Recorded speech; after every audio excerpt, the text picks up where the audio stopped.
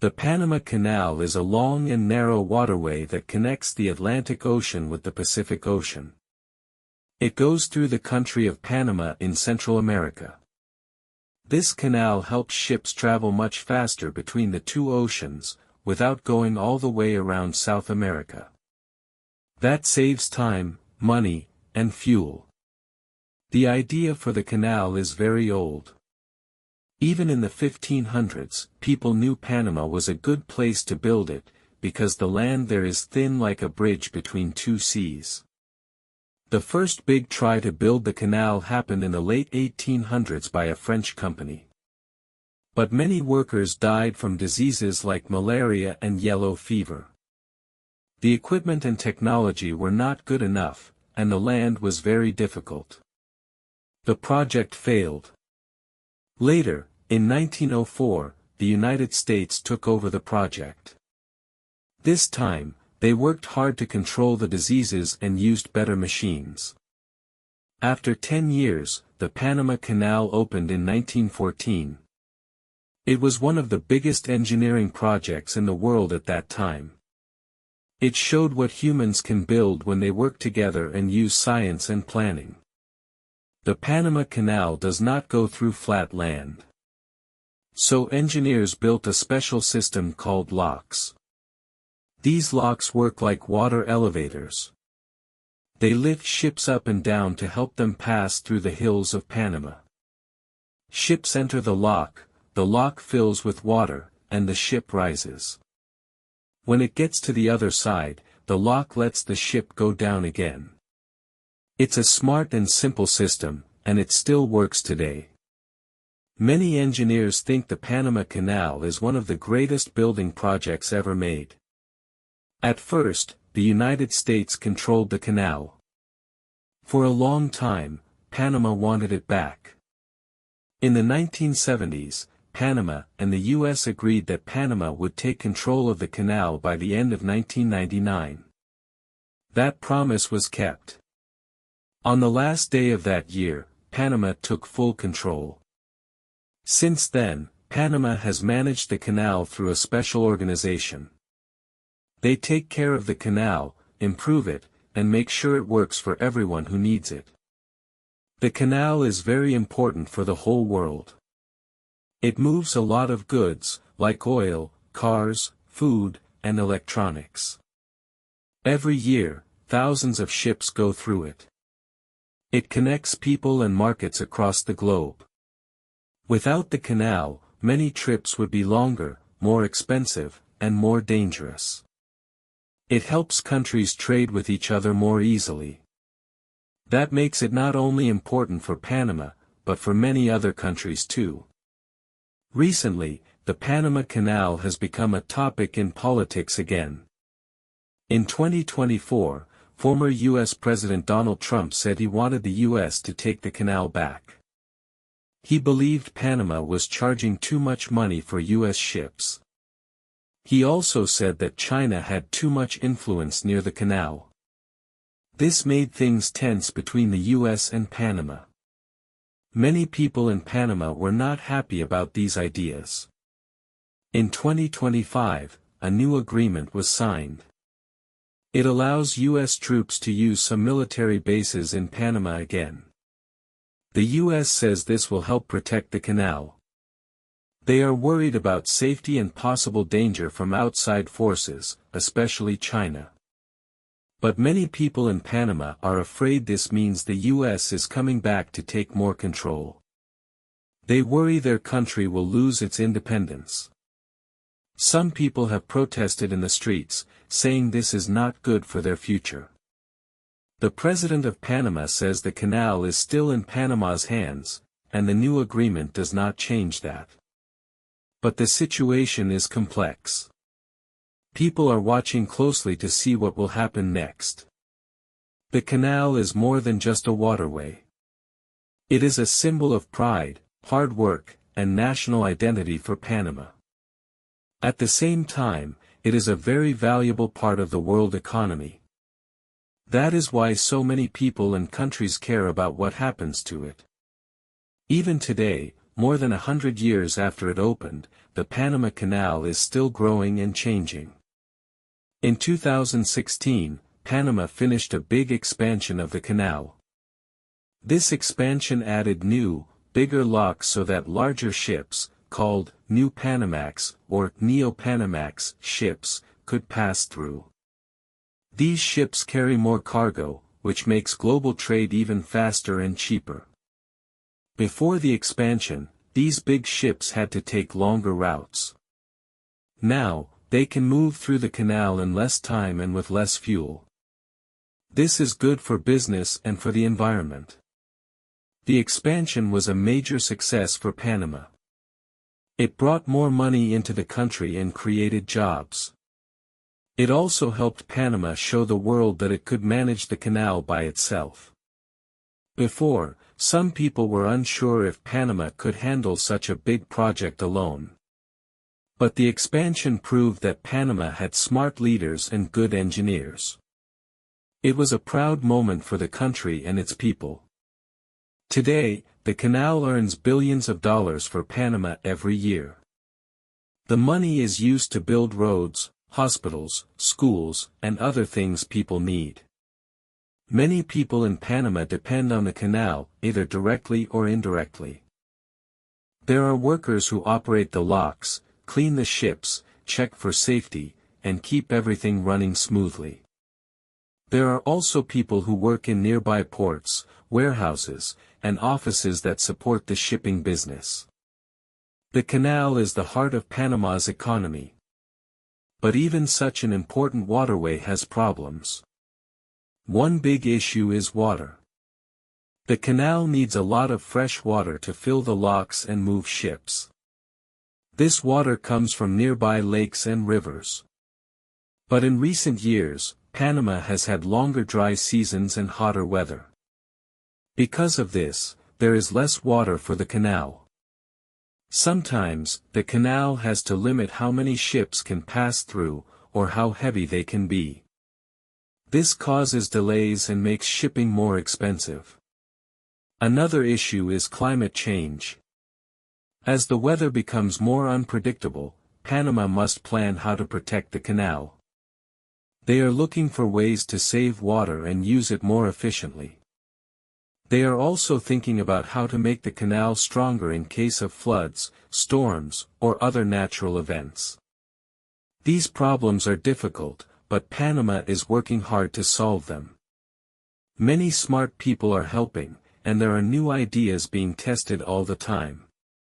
While Panama looks to the future, it also faces pressure from outside. Some countries want more control over shipping routes. Others want to have more say in how the canal is run. That's why the recent agreement with the US is important. Some people say it's for protection. Others believe it could bring back old problems from the past. Panama was once under the shadow of a larger power, and many people don't want that to happen again. Some Panamanians are asking questions: why are foreign troops needed? Who will really benefit from this agreement? Will it help Panama, or will it help someone else more? These are serious questions, and they show that people care deeply about their country and its independence. Many of them remember the history of the canal and how hard Panama fought to get it back. At the same time, others believe that working with powerful countries like the United States can help Panama stay safe. They say the world is changing fast, and Panama needs strong friends. For them, the agreement is not about giving up control, it's about sharing responsibilities and protecting an important trade route. No matter what side people are on, almost everyone agrees that the canal must stay open and strong. If something happens to the canal, like war, natural disaster, or political conflict, the whole world could feel the effects. Prices for goods could rise. Shipping could slow down. Trade between countries could suffer. That's why the canal is not just Panama's business. It is a global concern. For many young people in Panama, the canal is part of their future. Some dream of becoming engineers, captains, or managers who work in or around the canal. Others see the canal as a symbol of their national pride. They learn about it in school. They visit it on school trips. They grow up knowing that this great waterway belongs to them, and they want to take care of it. And so the story of the Panama Canal continues. It is a story of hard work, dreams, problems, and hope. It is also a story of how one small country plays a big role in the world. Through every challenge, Panama has shown that it is ready to lead, ready to solve problems, and ready to protect what is theirs. The Panama Canal is not just a place where ships pass. It is also a place where people work and live. Every day, workers wake up early to check the water levels, guide ships through the locks, and make sure the machinery is working. Many of them feel proud because they know they are doing something important. They are helping the world stay connected. Without them, the canal would stop, and so would a big part of world trade. The canal brings many kinds of people together. There are ship captains from Asia, sailors from Europe, engineers from the Americas, and tourists from everywhere. People come to visit the canal just to watch the big ships pass. It is amazing to see a ship the size of a skyscraper rise slowly in the water, like a giant boat elevator. The sound of water rushing in and out of the locks, the slow movement of steel gates, and the calm voice of the canal operator, it all feels like a great show that never ends. Panama also uses the canal to show the world that it is a strong and modern country. Many leaders from other countries come to visit. They meet with Panama's president, talk about trade, and look for ways to work together. These meetings are important because they help keep the canal safe and open for everyone. But even with all the success, not everything is perfect. In recent years, some companies have chosen other routes. The Arctic route, for example, is a new path through the north, where melting ice has opened a way between Europe and Asia. It is shorter for some trips, and that makes it a small threat to the Panama Canal. Still, the canal remains more reliable, with better weather and safer waters. Most ships still choose to pass through Panama. There is also competition from another famous canal, the Suez Canal in Egypt. This canal connects the Mediterranean Sea to the Red Sea, and it is used mostly for trade between Europe and Asia. In 2021, a big ship got stuck there for days and blocked all traffic. This event reminded the world how important canals are and how dangerous it is when they stop working. After that, some shipping companies thought more about using the Panama Canal instead. That shows how important it is for Panama to keep its canal in good shape. In the last few years, Panama has also started to invest in new technology for the canal. They are using computer systems to monitor every part of the locks. They use drones to check for damage and weather satellites to plan for storms. All of this helps the canal work better and faster. It also makes it safer.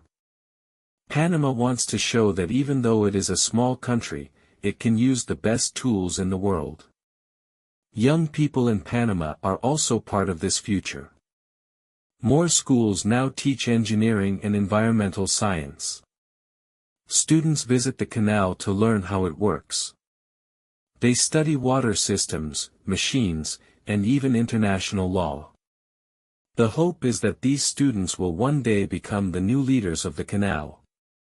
Panama wants the canal to stay strong, and it knows that education is the key. At the same time, Panama must continue to protect its environment. The canal depends on lakes, rivers, and forests. If the forests disappear or the lakes dry up, the canal will have less water. That's why Panama is planting trees, protecting wild animals, and teaching people how to care for nature. They know that saving the canal means saving the land around it too. In the world of politics, things are still a little tense. The idea that the United States might try to take back control of the canal has made some people angry, others worried, and a few hopeful. But most Panamanians believe one thing very strongly: the canal belongs to Panama. It is not something to be sold or shared without care. It is part of their identity. Right now, the situation is quiet. The canal is working. The ships are passing. The workers are doing their jobs. But behind the scenes, leaders are watching carefully. They are listening to what other countries say. They are thinking about how to protect their canal, their land, and their freedom. And so, the canal keeps flowing, day after day, like a river of trade and history. It is a place where past and future meet. A place where power, politics, and people come together. And above all, it is a reminder of how one small piece of the earth can carry the weight of the whole world. In the coming years, the Panama Canal will face many new tests. One of the biggest is climate change. The weather is changing all over the world. In Panama, this means longer dry seasons and hotter days. The lakes that feed the canal are getting smaller. Less rain means less water. And without water, the locks cannot work. This is not just a local problem, it affects ships and trade all around the globe. To fix this, Panama is planning new projects. One plan is to build more reservoirs, places where rainwater can be saved. Another idea is to recycle the water used in the locks, so the same water can be used more than once. These are big ideas. They cost a lot of money. But Panama knows that the canal must survive. Too many people depend on it, not just in Panama, but in many other countries too. There is also the human side of the canal's story. Every ship that passes through brings workers, sailors, engineers, and goods. But it also brings stories of trade, travel, and connection. A ship might carry bananas from Ecuador to Europe. Another might bring electronics from China to the United States. These trips might seem simple, but they bring people closer. They make the world feel smaller and more united.